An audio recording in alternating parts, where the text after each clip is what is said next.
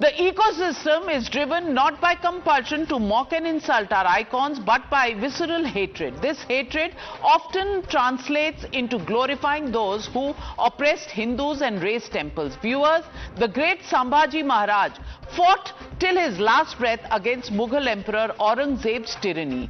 According to historians, Aurangzeb got Sambhaji Maharaj's tongue and pulled it out, and he was blinded as well. Finally, on 11th of March 1689, after having been subjected to the most brutal torture, he was beheaded and killed. The film Chhaava chronicles the life and bravery of the great warrior king, but the ecosystem finds it heavily embellished, partly fictionalized, filmy torture of Hindus, and for some, Aurangzeb was a benevolent person.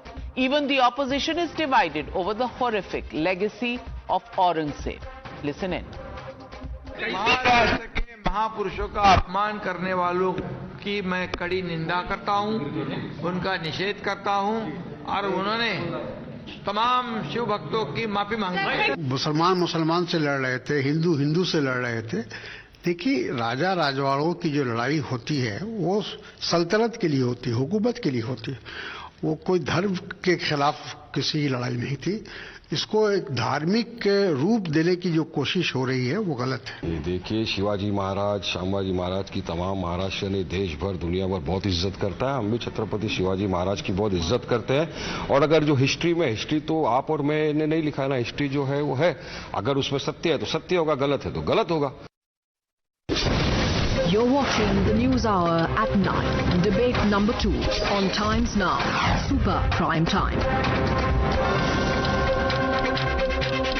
And Danish Qureshi joins the debate with Pradeep, Harshvardhan Tripathi and Saeed Asad Abbas, Danish Qureshi of the AIMIM. And Danish Qureshi, history जो है सो है, लेकिन जाते भी तो औरंगजेब की मजार पर हैं, शिवाजी महाराज के यहाँ तो नहीं जाते।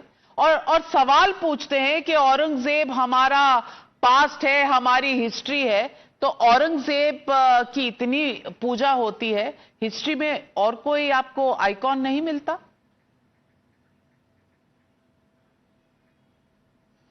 देखिए, हिस्ट्री में किसको कौन सा आइकॉन मिलता है ये तो हम देश में देख ही रहे हैं। देश में नाथूराम गोडसे किनका आइकॉन है ये भी हमने देखा है। यहाँ के देश की सम्माननीय सांसद ये कहती है कि उनका आइकॉन कौन है, वो हम देख रहे हैं।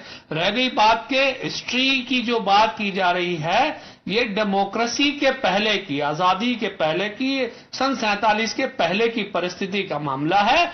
उस वक्त में हिंदू राजा, मुस्लिम राजा, हिंदू राजा, मुस्लिम राजा, तमाम लोग अपनी रियासतें एक्सटेंड करने के लिए लड़ा करते थे, उसमें कोई दो राय नहीं है। लेकिन सवाल यह है कि आज इस तरीके की बात करके कोई अपना अगर बिजनेस कर रहा है तो ठीक है, करता है, कोई प्रॉब्लम नहीं है। और रह गई बात कि जिनको सच्ची हिस्ट्री जाननी है उनको जाना चाहिए, रिसर्च करना चाहिए, आपको करना चाहिए अगर आपको जाननी है, मुझे करना चाहिए अगर मुझे जाननी है, तो सच्चाई अपने आप निकल के आ जाए। लेकिन संभाजी की हिस्ट्री आपको तो नहीं जाननी ना, आपको तो कोई जिज्ञासा होगी नहीं, आपको तो नहीं जाननी होगी, आपको तो औरंगजेब की हिस्ट्री में सिर्फ इंटरेस्ट है ना। देखिए, हमको तो सिर्फ इतना ही इंटरेस्ट है कि देश के अंदर में 70-75 साल हो चुके, नरेंद्र मोदी की सरकार है और नरेंद्र मोदी की सरकार में रिसेंटली हम यूएस की जब बात करते हैं, अमेरिका की जब बात करते हैं, वो जो परिस्थितियां हैं आजादी के पहले औरंगजेब के दौर में या जिसके भी दौर में जो कुछ भी हुआ, लेकिन आज की जो स्थिति है वो तो आपके सामने है। जो हुआ बहस नहीं कर सकता, हुआ इनका कुछ लेना देना नहीं है। दानिश कुरैशी और AIMIM के जो नेता हैं वो जरूर औरंगजेब की मजार पर जाएंगे। शिवाजी की तो बात उनसे होती नहीं। नविका जी, इनके लिए वीर अब्दुल हमीद भी इनका आइडल नहीं है, औरंगजेब इनका आइडल है। Can Danish Qureshi on your show say that Aurangzeb was a barbaric killer of Hindus, which is a historical fact. Aurangzeb ने 1800 मंदिर तोड़वाए थे, 1000 मंदिरों की जगह मस्जिद बनाई थी। औरंगजेब ने काशी विश्वनाथ मंदिर तोड़वाया था। औरंगजेब ने मथुरा के अंदर केशव देव मंदिर को तोड़वाया था। औरंगजेब ने विजय मंदिर को तोड़वाया था। औरंगजेब ने सोमनाथ मंदिर को तोड़वाया था। औरंगजेब ने हिंदुओं को सोमनाथ के अंदर मारा था, क्या आप अगर संविधान में ह्यूमैनिटी में विश्वास रखते हैं तो on times now can you say that Aurangzeb was a barbaric killer of Hindus? Can you say that? Then we will believe that you believe in constitutional Not values. just Hindus, Guru Tegh Bahadur. Absolutely, yes. Guru Tegh Bahadur, Danish Qureshi. सुनिए। देखिए, प्रदीप भंडारी ने जो बोला है उनसे कहिएगा कि वो शब्दों को पकड़ के रखें। हर वो एक व्यक्ति जिसने मंदिरों को नुकसान पहुंचाया है, तो 180 मंदिर हर देश के मुख्यमंत्री रहते हैं। आपको इज औरंगजेब अब क्या हुआ? 180 मंदिर नरेंद्र मोदी के शासनकाल में टूटे और 2002 में 2000 से ज्यादा मंदिर बचे। नरेंद्र, अरे भाई, किलर ऑफ जिन्होंने मंदिरों को तुड़वा के मस्जिद बनाई, easy and Aurangzeb barbaric killer of Hindus और not. He has removed 180 Shame on you. मंदिर। Shame on you that you cannot speak against Aurangzeb. 180 Chhatrapati Shivaji ji Maharaj is the legacy of Bharat, not Aurangzeb.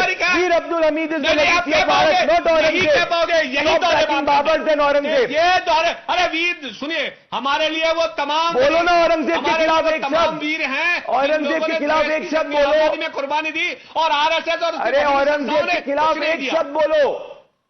Can you speak one thing against Aurangzeb, the barbaric killer of humanity? मंदिर गुजरात गांधीनगर में तोड़े, उस पर कुछ बोलोगे? कहो तुम This is the radical mindset which is exposed. He cannot speak a single statement against Aurangzeb, the barbaric killer of Hindus, Christians, Sikhs, all. तो चैलेंज कर दीजिए कि मैं गलत बोल रहा हूँ। औरंगजेब के बारे में कुछ ना कहें, इनको गुस्सा आ जाता है। दानिश कुरैशी जी को गुस्सा आ जाता है औरंगजेब के बारे में कुछ कहो तो। मैं मासरे आलमगीरी से पढ़ रही हूं, and Saeed Abbas, please hear this. Please hear what Aurangzeb did, and I'm talking about the passages that have been written in the Masire Alamgiri. I'm not talking about a textbook by NCERT. On Friday the 15th February 1689, when the imperial army, after marching from Ahmednagar and encamped in Bahadurgarh, Samba was brought to the court. The emperor, out of his devotion to Islam, ordered from 2 courts before the camp, the disgraced and unlucky Samba should be made to wear a wooden cap, the badge of a condemned criminal, and his comrades should be clad in the dress of buffoons, punished in various ways. And then it says, that very night his eyes were deprived of power of seeing, and the next day the tongue of the deceitful speaker, Kavi Kalas, was cut. Samba became a prisoner with his wife and son, and expressed the event that it was accepted by all. His captor was rewarded for this splendid service with the title of Khani Zaman. ये औरंगजेब थे. आज सिर्फ इतना पूछूंगी, इस औरंगजेब के कसीदे पढ़ते हुए थकते नहीं कुछ लोग इस देश में. और संभाजी की कहानी, उस पर objection. Swara Bhaskar and what she writes, she says it's fictionalized filmy interpretation. He's an educated radical. Navika ji, now let me quickly answer this. Just give me 2 minutes because I have some very important points to make. I was on my way to Delhi 2 weeks back and I met my dear friend Vikram Sampath, a very prominent Bengaluru historian and my dear friend. When I discussed with him, he happened to tell me, in history, you neither need to eulogize or demonize. Present history as it is. And I don't need a chit with like Pradeep Bhandari to give you some facts. Let me give you a fact. You speak of Aurangzeb, sir. Are you even aware? Aurangzeb, sir. Aurangzeb, sir. Aurangzeb, sir. No, Pradeep Bhandari, sir. Pradeep Bhandari, sir. Okay, मैंने सोचा आप औरंगजेब को भी sir ही बना दें. नहीं. I'll tell you in my narration that why he came. You abuse me every time but say something against Aurangzeb. And do not misquote Vikram Sampath. I am sure Vikram Sampath will not say that do not speak about the barbarity and brutality of Aurangzeb. My friend, can I get my time? Thank you very much, Pradeep sir. So this is what I want to say. Aurangzeb killed a Muslim ruler here in Golconda. Are you even aware, sir? Not just that he killed him, but he demolished a mosque in Golconda.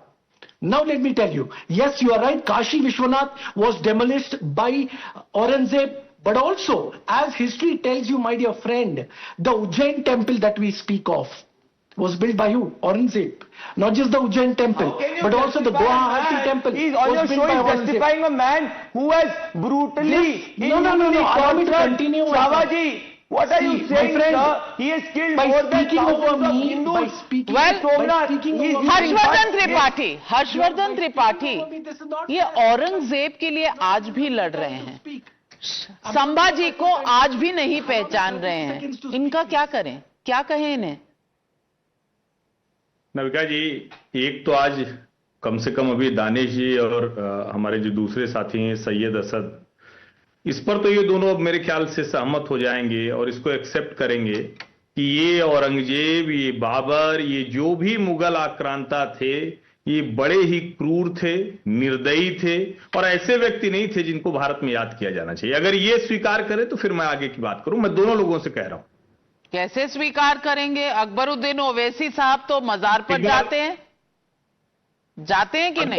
अभी सैयद असद ने कहा ना कि वो बहुत गंदा आदमी था, मंदिर तोड़ता था, क्रूर था, उसने तो मुसलमान शासकों को भी मार दिया था। तो ऐसे गंदे आदमी की भारत में कोई जगह होनी चाहिए क्या हिस्ट्री में? अब्बास भाई प्लीज रिस्पॉन्ड। हाँ हर्ष जी, बहुत बेहतरीन सवाल पूछा है आपने, तो ये मेरे सवाल का जवाब आपको मैं दूंगा। क्या आपको पता है कि लाखों की तादाद में मुसलमानों को, शिया मुसलमानों को किसने मारा? औरंगजेब ने मारा। देखिए हिस्ट्री को, इतिहास को अगर आप एक तरफा देखेंगे ना तो बहुत गलत हो जाएगा। आपको पता है औरंगजेब अच्छे आदमी थे या नहीं थे? बस इतना ही पूछा। मैं ये कह रहा हूं कि आप कह रहे हैं शिया मुसलमानों को मारा। नहीं, अब आपके जवाब हो गए हर्षवर्धन जी। नविका जी, इस देश से ऐसे हर क्रूर आक्रांता की निशानी मिटनी चाहिए।